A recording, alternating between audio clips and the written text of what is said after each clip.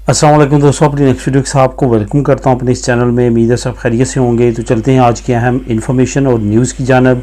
सबसे पहले दोस्तों आप लोगों के काफ़ी अहम क्वेश्चन पे आज बात करूंगा, जो है भाई और बेटे को वर्क परमिट पे स्पेन पे किस तरह बुलवा सकते हैं और कौन सा तरीकाकार और कौन सा कॉन्ट्रैक्ट जो है वो सबसे आसान है इनको बुलवाना। उस कॉन्ट्रैक्ट पे उस पर बात करेंगे। उसके बाद इंग्लैंड और कनाडा का एक तारीखी मुआहदा हुआ है, इस पर बात करेंगे। घर ख़रीदने की इमदाद कहाँ अप्लाई करनी है, इस पे बात करेंगे। और आखिर में बात करेंगे स्पेन ड्राइविंग लाइसेंस के बारे में, एक बुरी खबर है जो आप लोगों के साथ शेयर करूंगा।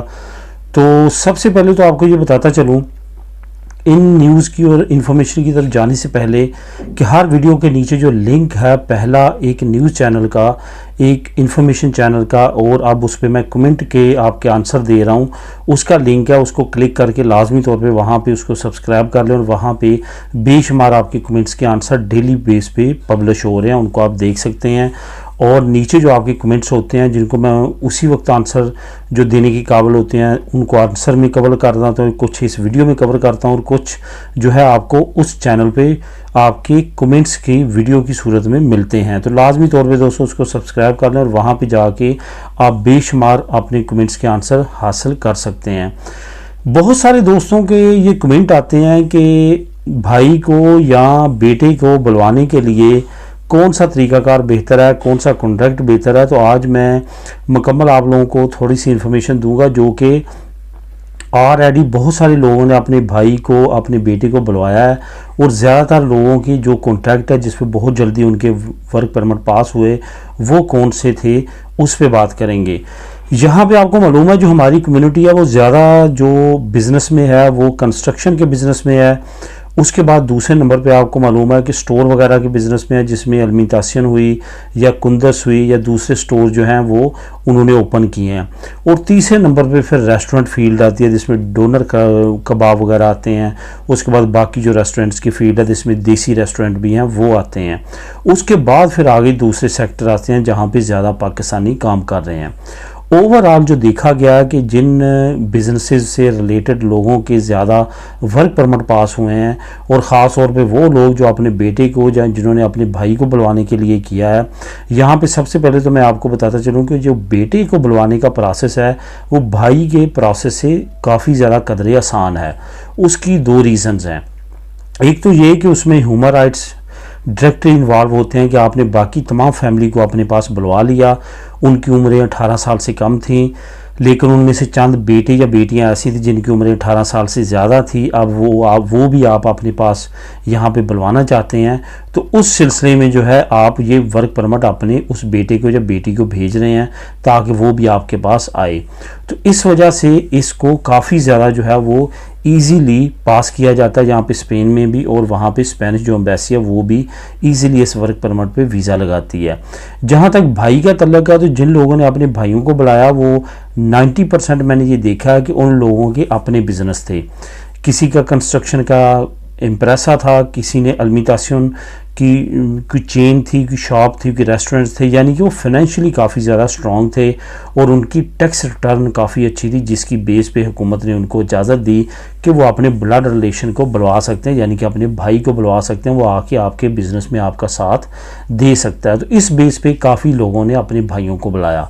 और दोस्तों जिनको मैं जानता हूँ उनमें से ज़्यादातर लोग जो हैं वो कंस्ट्रक्शन के उनके एम्प्रेसे थे और उनके नीचे 15-15, 20-20, 50-50, इवन 100 लोग जो थे उस एम्प्रेसे में काम करते थे एज आ मिस्त्री मजदूर, वो कंस्ट्रक्शन कंपनी। तो उन्होंने अपनी टैक्स रिटर्न की बेस पे, अपने बिजनेस की बेस पे अपने भाइयों को स्पॉन्सर किया और उनके वीज़े लगे और वो उनके साथ यहाँ पे अब काम कर रहे हैं। तो ये है आसान फील्ड जहाँ पे आप कॉन्ट्रैक्ट हासिल करने के बाद अपने भाई को या बेटे को बहुत आसानी के साथ बुला सकते हैं। इसके अलावा जो बिजनेस हैं या इसके अलावा जो फील्ड्स हैं वहाँ पे आपको मालूम है कि ज़्यादा आप अगर उससे रिलेटेड हैं तो वो भी तकरीबन यही सर्कमस्टेंसेस में आपके वर्क परमिट पास होंगे, लेकिन उसमें हमारी कम्युनिटी में यहाँ पे बहुत ज़्यादा जो है वो प्रैक्टिकल एक्सपीरियंस नहीं देखे गए। लेकिन जहाँ पे ये देखा गया कि आपका भाई या बेटा है और आपने उसको अपने पास वर्क परमिट में बुलाना है तो उसमें काफ़ी आसानी देखी गई है कंपेयर टू आपके दूर के किसी रिलेटिव या कज़न या आपके दोस्त की निस्बत। तो अब बात करते हैं इंग्लैंड और कनाडा का एक तारीखी मुआहदा। आपको मालूम है यूरोपीय यूनियन और कनाडा के दरमियान भी एक मुआहदा है जिसमें उन्होंने स्किल्ड बेस लोगों को एक्सचेंज प्रोग्राम बनाया, जिसमें ये लोग वहाँ पे जा काम कर सकते हैं और वो लोग यहाँ पे आके काम कर सकते हैं। इसी तरह का मुआहदा जो था वो कनाडा के यूके के साथ था, वो लेकिन वो इतना ज़्यादा एक्टिव नहीं था। बहुत अरसा पहले इनका मुआहदा था लेकिन वो नॉन एक्टिव था। अब इंग्लैंड यूरोपीय यूनियन से अलहदा होने के बाद typically particularly country to country different मुआहदे कर रहा है, क्योंकि आपको मालूम है कि इंग्लैंड में बहुत ज़्यादा शार्टेज है वर्कर्स की और उधर कनाडा में भी काफ़ी ज़्यादा वर्कर्स की शार्टेज है। तो इस एक्सचेंज प्रोग्राम के तहत वो अब क्या चाहते हैं कि दोनों ममालिक एक नए मुआहदे के तहत एक दूसरे के वर्कर्स को इजाज़त देना चाहते हैं कि वो दोनों मुल्कों में जाके काम कर सकते हैं। ये तारीखी मुआहदा जो पहले ऑलरेडी था यूके और कनाडा के दरमियान, उससे इस वजह से मुख्तलिफ है कि पहले यूके का और कनाडा का प्रोग्राम जो था वो 18 साल से 30 साल के उम्र के दरमियान लोगों के लिए एक्सचेंज प्रोग्राम था, लेकिन अब जो मुआहदा किया गया है ये 18 साल से लेके 35 साल के दरमियान के लोगों के लिए मुआहदा किया गया है। इसके बाद अब क्या होगा, अगर कोई ब्रिटिश कनाडा में जाकर काम करना चाहेगा तो उसको इजाज़त होगी। इसी तरह अगर कोई कनाडा का यूके में आके काम करना चाहेगा तो उसको भी इजाज़त होगी, वो भी काम कर सकेगा। ये याद रखें कि जो इसकी एज लिमिट है वो 18 साल से 35 साल के दरमियान है और इसके दरमियान ही आप वहाँ पे जाके एक दूसरे मुल्क में काम कर सकते हैं। इन एज लिमिट से कम हो या ज़्यादा हो तो आप इस कैटेगरी में नहीं आते, उसके लिए आपको अलहदा से वहाँ पे इमिग्रेशन प्रोसेस करना होगा। तो दोस्तों इसका जो लिंक है इस न्यूज़ का वो आपको नीचे लिंक नंबर 1 मिल जाएगा, आप इसको क्लिक करके ख़ुद भी रीड कर सकेंगे।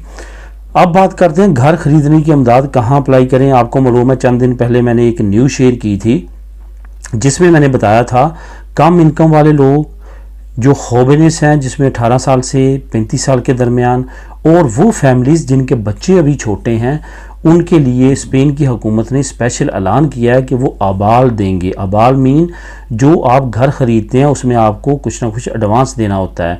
अगर 1 लाख का घर है तो आपको 20,000 पहले अरेंज करना होते हैं देने के लिए, मतलब 20%।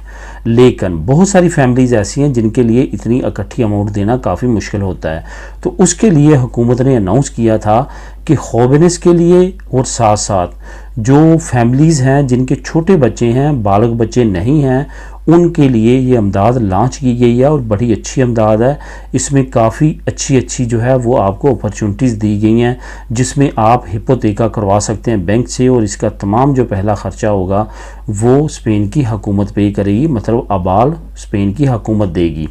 इससे आप फ़ायदा उठा सकते हैं। ये आपने मिनिस्ट्री ऑफ दी ट्रांसपोर्टे में आप जमा करवा सकते हैं।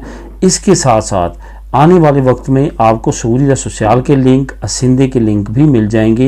ये आपको मालूम है कि अभी ज़्यादा अरसा नहीं हुआ कि ये अनाउंसमेंट की गई है। ये ख़ास तौर पे पेड्रो सैंचो ने अपने इलेक्शन कैंपेन में ये अनाउंसमेंट की है, तो इसको कुछ टाइम लग सकता है कि इसको इम्प्लीमेंट होते, लेकिन ये याद रखेंगे ये नई हुकूमत आने से इस पर इम्पैक्ट नहीं पड़ेगा। ये डायरेक्टली कुछ ऐसा प्रोग्राम है जो कि डायरेक्टली लोगों की इमदाद के लिए है, ये जारी रहेगा। तो इस पर आप जो है जो मज़ीद डिटेल थी मैंने लास्ट वीडियो में भी बता दी थी, लेकिन मैं नीचे फिर आपको लिंक दे रहा हूँ। लिंक नंबर 2 जो है वो वहाँ पे आपको तरीक़ाकार बताया गया है कि कौन कौन से महकमों में जाके आप इसको अप्लाई कर सकते हैं। दोस्तों अब आखिर में बात करते हैं स्पेन ड्राइविंग लाइसेंस वालों के लिए एक बुरी खबर है। आपको मालूम है कि टोटल हमारे ड्राइविंग लाइसेंस के जो पॉइंट होते हैं वो 15 होते हैं। अगर हम तकरीबन 4 साल तक कोई गलती नहीं करते तो 8 से शुरू होकर 15 पॉइंट तक पहुँच जाते हैं। अगर खुदा न खास्ता आपसे कोई गलती हो तो वो पॉइंट कम होते होते काफ़ी नीचे आ जाते हैं, यहाँ तक कि आपका लाइसेंस भी ख़त्म हो सकता है। तो जब आपके पॉइंट्स काफ़ी कम हो जाते हैं तो वहाँ पे आपको एक चांस मिलता है कि आप एक कोर्स कर सकते हैं। कोर्स तकरीबन 1-2 दिन का होता है जो कि कंप्लीट चंद घंटों का एक कोर्स होता है जहाँ पे आपने स्टडी करना होता है। उसका एग्ज़ाम तो कोई नहीं होता, लेकिन वहाँ पे बैठ के आपको तमाम चीज़ें रिवाइज़ करवाई जाती हैं। तो वहाँ पे आपको दोबारा से 3 से 4 पॉइंट मिल जाते हैं, जिस पे टोटल तकरीबन कोर्स पे 300 यूरो के करीब खर्चा आता है। अब इसको वक्ती तौर पे रोक दिया गया है, ये जो कोर्स है इसको ख़त्म कर दिया गया वक्ती तौर पे। ये एक बड़ी गलती की वजह से हुआ जो कि कानून में तरमीम करते हुए हुई है। इस कानून को वक्ती तौर पे सस्पेंड कर दिया गया, लेकिन आने वाले वक्त में दोबारा एक्टिव हो सकता है। जिन लोगों के पॉइंट कम हैं उनको अब कुछ देर अरसा वेट करना पड़ेगा। आने वाले वक्त में जैसे ये दोबारा एक्टिव होगी मैं आप लोगों के साथ दोबारा इसकी न्यूज़ शेयर कर दूंगा। लेकिन फ़िलहाल आपके लिए ये बुरी खबर है, ये कोर्स अब आप फ़िलहाल नहीं कर सकते। मिलेंगे नेक्स्ट वीडियो में नई अपडेट्स के साथ। अल्लाह हाफिज़।